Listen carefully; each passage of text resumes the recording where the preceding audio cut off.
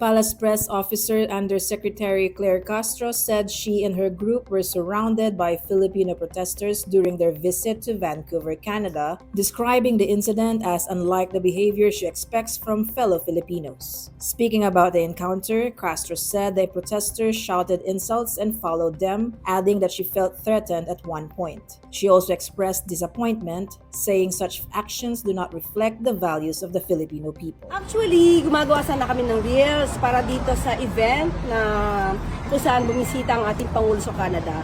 So gumagawa kami ng reels, tapos may lumapit sa amin na Pilipino.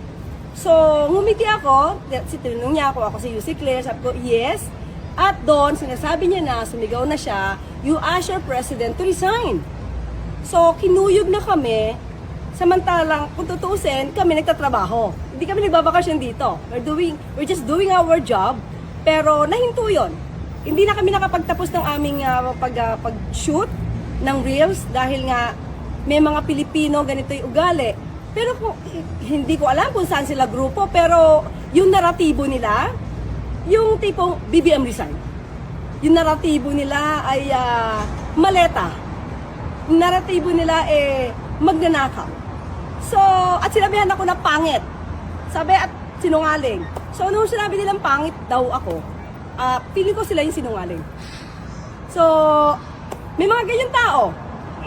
May freedom of expression tayo, pero hindi naman kailangan maging bastos. Pilipino kayo, hindi naman ganyan na ugali ng mga Pilipino eh.